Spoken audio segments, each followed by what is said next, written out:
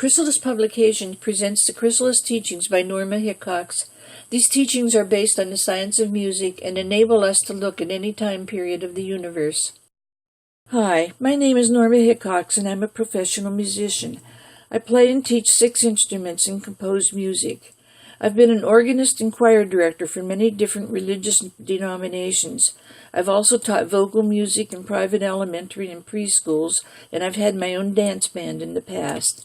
I live in Simi Valley, California with my son Neil, his wife Claudia, daughter Fiorella, and son Leland. Neil is a computer scientist and has done many of the drawings used in the teachings. He has also kept my computer updated and in good operating condition. I couldn't have done any of this without his help. When I began composing in 1981, the music and lyrics would flow out in complete form. A year later, I began to receive information from a spiritual source that flowed the same way as the music. This new material was later explained to be from spiritual teachers whose intent is to bring the Chrysalis teachings to human understanding.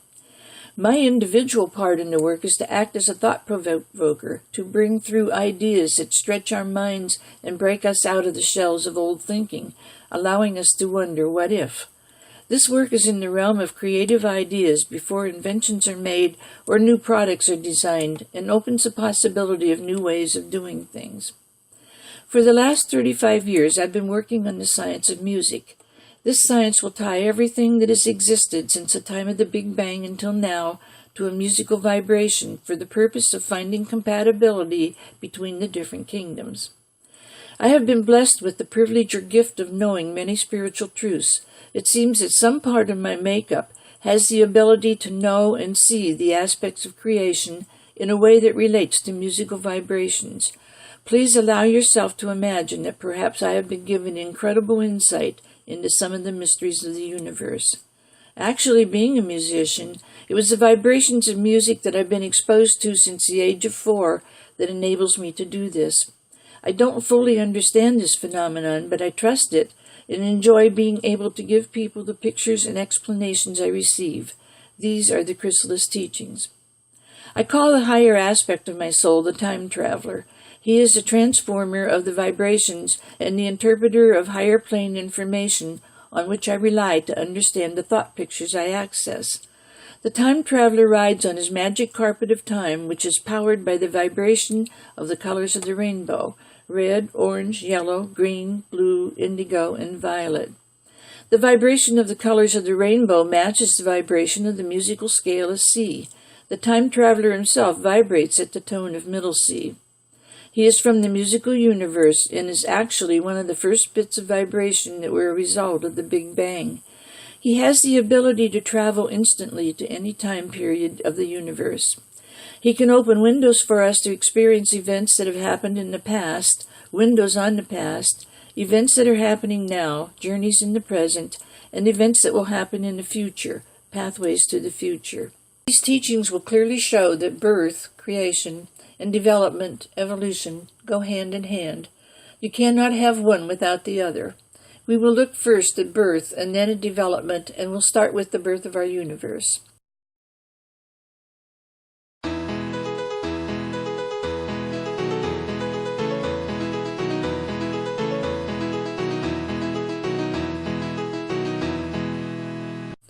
The Creator is actually a scientific reaction to circumstances. This is truly the secret of the universe, a scientific response in which all of creation was based and is still based. You and everyone else on the earth are the future and are responsible for the continuing progress and evolvement. There is no one up there that is giving original orders. Each generation of evolution becomes more splendid. We are indeed creators of our own universe, not only on a small size scale, but also on a large scale. One concept that I'd like to explain before we begin our journey is that of the line of demarcation. For every event that has taken place in our endless universe, there has been an equally important event taking place under the surface. I like to call the imaginary line that divides the 2 different realms the line of demarcation. Events below the line take place in the ethereal or spiritual realm. Events above the line take place in the physical realm. The oceans are good examples of the dual nature of all things in existence. There is an outer experience and an inner experience, both going on at the same time. Picture the outer experiences of life as the ship we see in the picture traveling over the surface of the water. Underneath this ship, deep down in the water, there is much going on that is not visible to us while we are caught up watching the movement and beauty of the ship. Even those aboard the ship experiencing the bouncing of the waves do not see the teeming life below the surface. Below the surface of the water, there are entirely different aspects to existence than above. For instance, gravity and the means of sustaining life are different. I was given a look at the evolving universes that went through 7 phases of buildup, then imploded, and started the same buildup again, leading eventually to the Big Bang. Universe number 1, tone of C, color of red, potential differentiation. This cocooned vacuum of complete stillness, frozen and dark, eventually produced a vibration. This first universe was an endless identical frequency of light with the potential to separate into fragments, the absolute beginning of all. Universe number 2, tone of D, color of orange, potential force. Vibration caused a tear in the cocoon. Universe number 2 was just being, a state of stagnation combined with force. The vibration tore away skin of the original black hole. Universe number 3, tone of E, color of yellow, potential expansion. The tear in the universe caused it to unfold its petals. The third universe is built on the building block called potential expansion, an unfoldment of nothing or vacuum. Universe number 4, tone of F, color of green, first manifestation of sound. Universe number 4 saw the actual manifestation of sound in physical matter. A droplet of condensation formed, the first matter in the universe. Universe number 5, tone of G, color of blue, first manifestation of color. The droplet of condensation, the atom, split in half, forming 2 droplets or atoms, one positive, sound, one negative, color, bringing in the manifestation of colors and the first manifestation of male and female energies, the first polarity in the universe.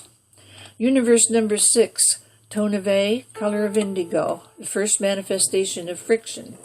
In universe number 6, one droplet pulled more vacuum in, and the other half gave back to the vacuum, causing it to overbalance. The friction between colors and sound caused the area to be filled with crystalline white light. The first universe number 7, the tone of B, implosion, the color of violet. First manifestation of energy, the actual beginning of creation, the start of everything, was caused by this vacuum becoming so great that it caused an implosion, a vacuum sucking into itself. The potential of enormous growth and evolution was present in the 5th and 6th universes and produced atmospheric effects that manifested in matter as clouds. The clouds became surging, pregnant units of force made up of frequency. The build-up into glorious beauty could not be contained and caused the stripping away of each universe in a receding order, falling clear back to the beginning, and the build-up began again, only as a transformed beginning. The build-up leading to the explosion followed the same path as the first build-up. The first 7 universes were like 7 puffs or pulsations of a mushroom cloud, followed by an atomic bomb explosion. When the build-up of the 7 universes reached the same point the second time and imploded, the droplets reunited and pushed the material contained in the droplets back out into what was left of the vacuum and caused the big explosion to take place. The second universe, number 7, tone of B, sound of explosion, color of violet. The first manifestation of nuclear explosion. The second time the energy rushed back to the center, the big explosion took place, the first nuclear explosion. The explosion shattered all except one atom, which was left perfect and whole, the hydrogen atom. This then was the birth of our Creator, the beginning of our universe. This explosion is what the scientists call the Big Bang.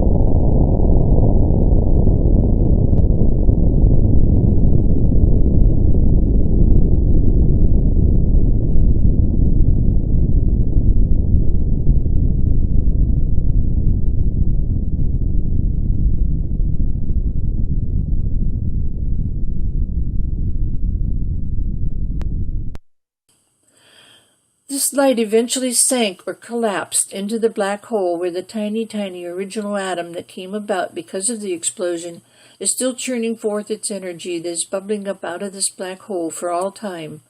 This one atom that was left pure and whole and fused is smaller but more powerful than anything that expanded off of it.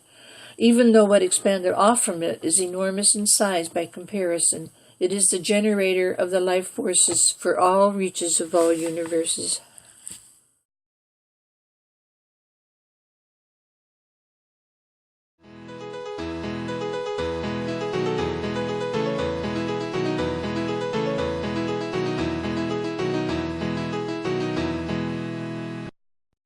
We are still in the action of the big explosion. The explosion shattered all except one atom, which was left perfect and whole, the hydrogen atom. This, then, was the birth of our Creator, the beginning of our universe, the seventh. You and I and everyone are descended, you might say, from this seventh universe. We still have a long way to go before we can actually reach anything we can relate to on a more personal level, but this is our spiritual family tree. The explosion blasted the subatomic particles outward and upward above the line of demarcation, crystallizing them for all time. The attracting and repelling forces of the universe came into being and caused the very first subatomic particles that exploded out of the black hole to immediately rush or expand into the vacuum. Instead of dissipating, like a cloud in our sky will break up and disappear, the remnants of the fiery gas of creation, hydrogen, were frozen for all time as they drifted off into the absolute 0 degrees of the virgin outer space in which the Big Bang took place. The process of forming a skim of ice took place as they cooled in the outer reaches of space. Here they formed a superstructure over everything. This superstructure, or crystalline lattice, then, is frozen hydrogen in outer space. The subatomic particles were our forebears, remember, and they evolved through many different stages of evolution. In the original universe, they moved in a triangular pattern. After the explosion, this became a round shape, and the particles started moving in this manner. Then it became a rectangular pointed shape. As far as to why these patterns are important, they lay out the pattern or shape of the crystalline structure of our elements. For instance, some elements originated in the first universe and have the triangle bases. These shapes are very important to total understanding of the new technology that makes up the projects in the science of music. And they are also important because there is a specific pattern to the vibrational content of electricity. These patterns must replace the old vibrational patterns of our current electricity. A study needs done on our present electricity as to the vibrational patterns now in place. This does not have to do with voltage or wattage, but rather with amperes of electricity, which is a more basic form of electricity than we receive in our homes. This will be found at the power plants at the stage electricity is in before being channeled into the form we use in our homes. The tone of C. When the particles left the Creator and the first universe was formed, they were all in a spreading fashion. This was a double pie-shaped wedge connected at one end and not the other. This was the beginning of the division of positive and negative, although they remained connected. This would be a fan-shaped pattern. The tone of D. The next basic pattern found them in the shape of a circular pattern as an outgrowth of this first pattern. This found the detachment of negative energy and made for a positive particle. The tone of E. The third pattern found a negative energy following its own path and forming an upside-down T-shaped pattern. The tone of F. The fourth pattern followed a more complex path, that of positive and negative joined again. This left a neutral zone in the center between the positive and the negative.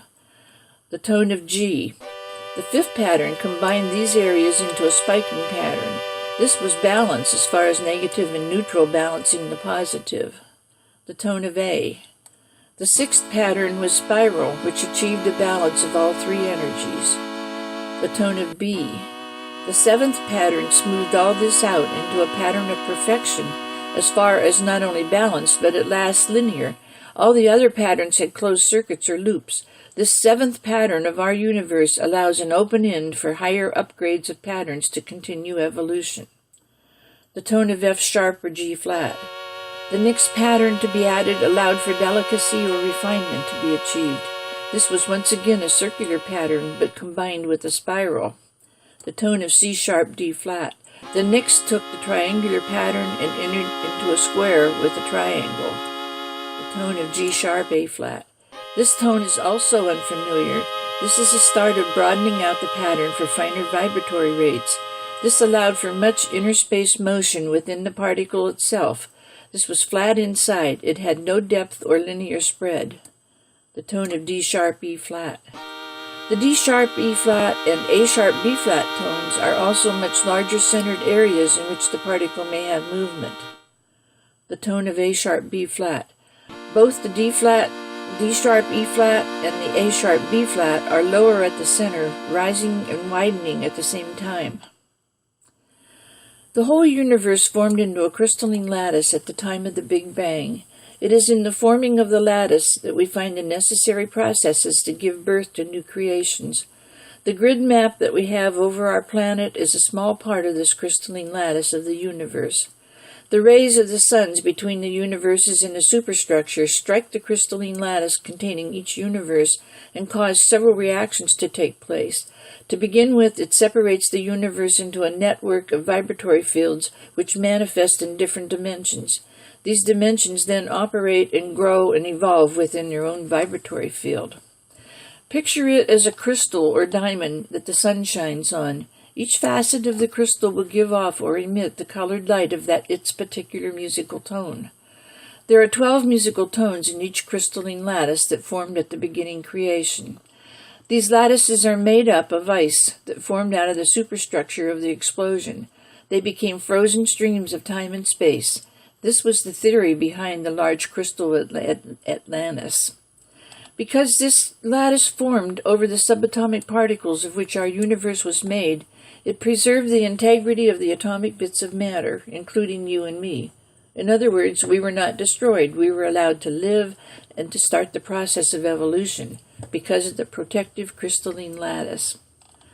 The lattice allows each dimension that formed from the different facets to be fed or nourished from all the vibratory rates, even though their particular facet is only one of the 12 vibratory rates.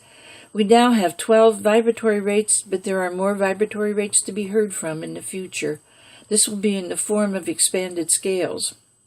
The crystalline lattice that formed over the gases at beginning creation preserved the molecular action of the inert gases and separated them into enclosed units that all had a mixture of the primal gases in them. These mixtures then began a process of decomposition, you might say, which led to a new formation of gases. The decomposition of the inert gases led to the forming of the active gases. Even from the beginning of the universe, the process of evolution remains ever the same. The new is built upon the old in an upgraded form. Therefore, the inert gases are, as a matter of fact, the basis of the new active gases that formed. This lattice kept the gases of each particular facet from spreading.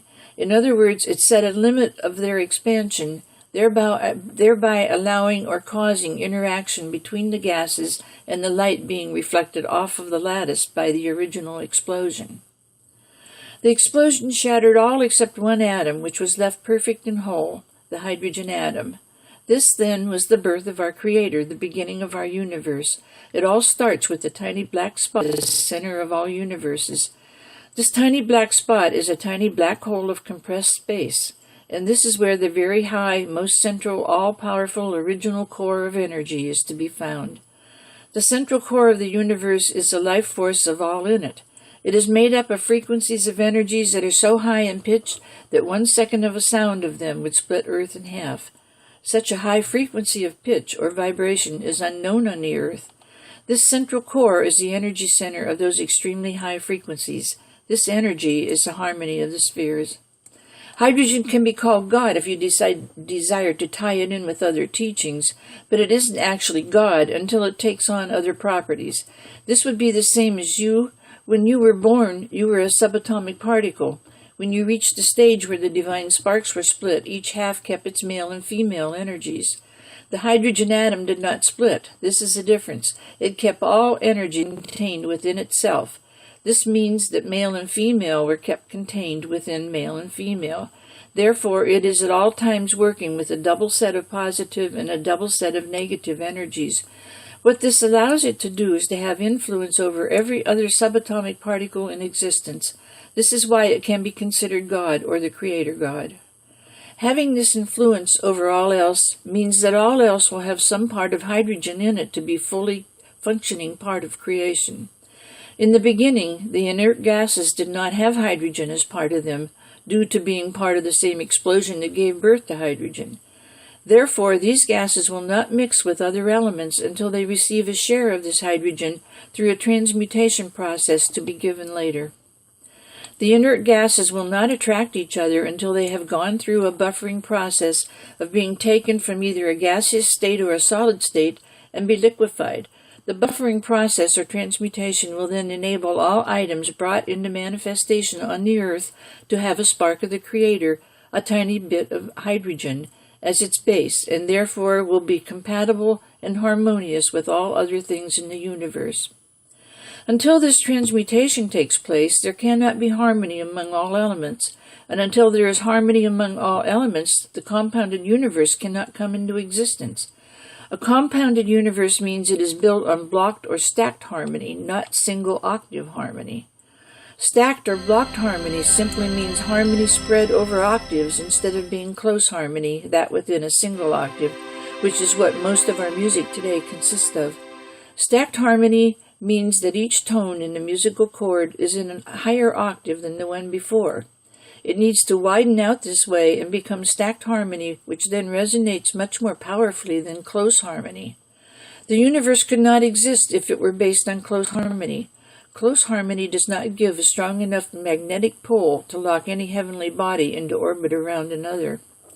Stacked or blocked harmony will pave the way for collaboration between all worlds, whereas single octave harmony keeps all worlds separated.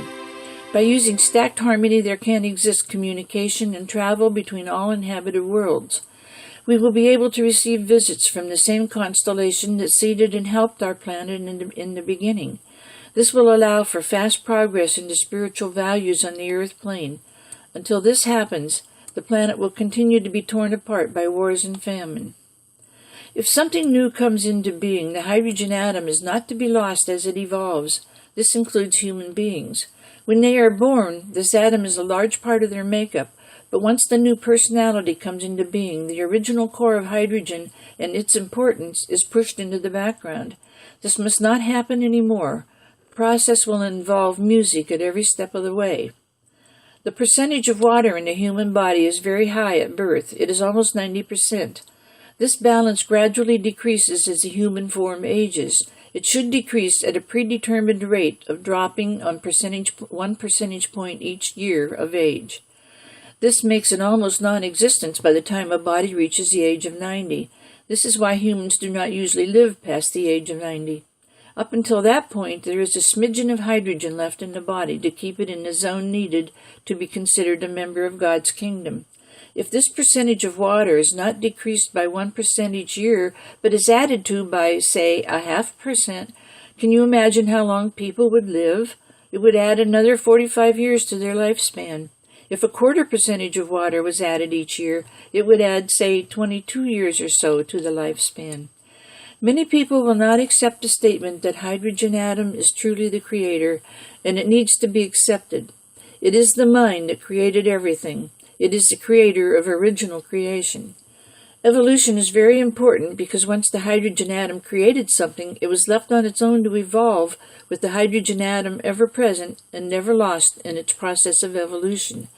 But this has not happened. The hydrogen atom has been buried in most processes of evolving, but there is still there at the core.